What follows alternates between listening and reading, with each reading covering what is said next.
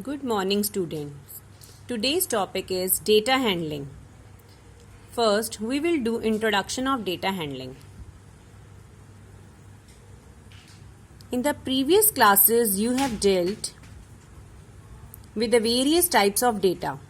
You have learned to collect data, tabulate, put it in the form of bar graphs.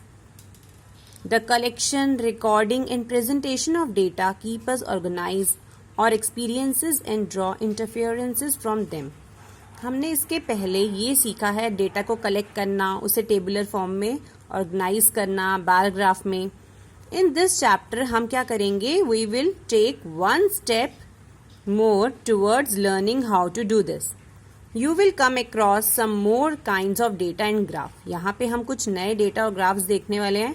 You have seen several kinds of data through newspaper. कहाँ कहाँ आप data देखते हैं? Newspaper में, magazines में, television, other sources में. You also know that all the data give us some sort of information. Data जो है वो हमें information देता है. Let us look at some common forms of data that you come across. अब आप देखिए टेबल 3.1 में इसमें आपको टेम्परेचर्स ऑफ सिटीज दे रखा है एज ऑन 26/2006. इसमें सिटीज के नाम दिए और मैक्सिमम और मिनिमम टेम्परेचर दिया है. इसी तरह से यहाँ पे फुटबॉल वर्ल्ड कप 2006 का डेटा दिया है. एंड नेक्स्ट टेबल 3.3 में data showing weekly absenteeism in a class कि अलग अलग दिन कौन कौन एब्सेंट है. ठीक है, तो इस तरह से. नेक्स्ट अब देखिए what do these collections of data tell you. ये कलेक्शन ऑफ डेटा से पता क्या चलता है? For example you can say that maximum temperature was in Jammu on 26/2006 कि इससे हम मैक्सिमम टेम्परेचर बता सकते हैं पर्टिकुलर डे में. और we can say that on Wednesday no child was absent कि इस डेटा में हम देखेंगे तो कोई भी चाइल्ड, हम यहाँ पे देखते हैं तो वेडनेसडे को कोई बच्चा एब्सेंट नहीं है. तो इस तरह से हमें डेटा जब हम कलेक्ट करते हैं उसे ऑर्गेनाइज्ड फॉर्म में लिखते हैं तो we have a lot of information. Can we organise and present these data in different ways? क्या अलग अलग तरीके हैं इन्हें प्रेजेंट करने के? So their analysis and interpretation becomes better, ताकि हम उससे ज्यादा चीजें इंटरप्रेट कर पाएंगे और एनालाइज कर पाएंगे कि किस दिन ज़्यादा बच्चे एब्सेंट होते हैं, कब ज़्यादा टेम्परेचर कौन सी सिटी में रहता है. तो इस चैप्टर में हम यही करने वाले हैं. पहला स्टेप जो होता है डेटा हैंडलिंग का, that is collection of data. The data about the temperature of cities can tell us many things. बहुत सारी चीज़ें पता चलती हैं, but it can not tell us the city which had the maximum temperature during the year. To find it हमें क्या पता चल रहा है? अलग अलग टेम्परेचर पता चल रहा है सिटी का which had the maximum temperature, लेकिन it cannot tell us. Data को डायरेक्ट देख के हमें ये नहीं पता चल रहा कि which had the highest maximum temperature. To find it we need to collect data regarding the highest maximum temperature reached in each of this during the year कि पूरे साल भर का हमें रिकॉर्ड करना पड़ेगा. तो इस तरह से हम क्या करने वाले हैं? इस चैप्टर में डेटा को कलेक्ट करने वाले हैं, उसे डिफरेंट मेथड से प्रेजेंट करने वाले हैं, ऑर्गेनाइज करेंगे हम, ताकि हम उससे क्या करें? ज़्यादा इंफॉर्मेशन ले पाएं. दस before collecting data we need to know what we use it for. ठीक है, क्या क्या चीज़ों के बारे में हम यूज करते हैं. Given below are few situations. अब इसमें देखिए कि जब भी हम डेटा कलेक्ट करते हैं, performance of your class in mathematics, performance of India in football और क्रिकेट, जब आप डेटा कलेक्ट करते हो तो पहले आपके माइंड में कुछ सेट करते हो आप कि आपको किस चीज़ से रिलेटेड डेटा को कलेक्ट करना है. ठीक है, what kind of data would you need in the above situations? Unless and until you collect appropriate data. अगर आप appropriate data नहीं collect करोगे तो आप उसके desired जो आपकी information है वो भी नहीं मिल पाएगी.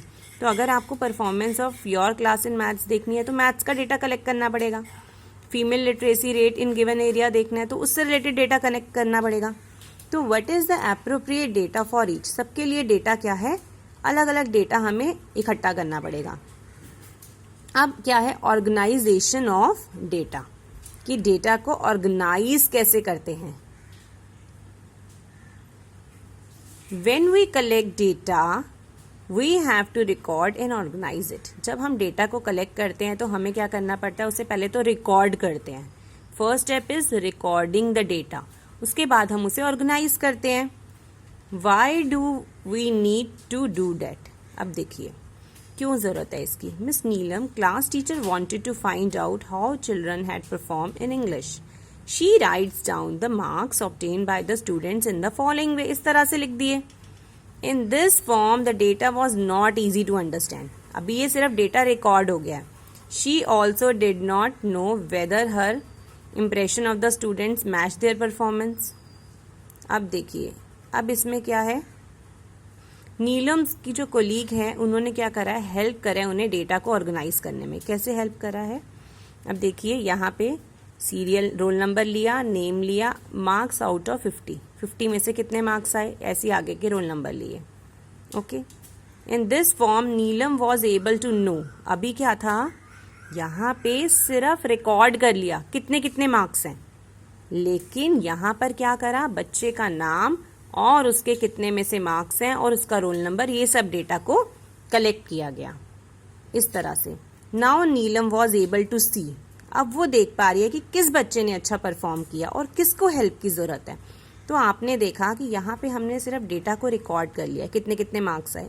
यहाँ पे हमने एक टेबुलर फॉर्म में उसे ऑर्गेनाइज करा है ताकि हम उसमें से इंफॉर्मेशन कलेक्ट कर पाएं और एनालिसिस कर पाएं और आगे कुछ हमें उसका यूज जो हो वो हम कर पाएं.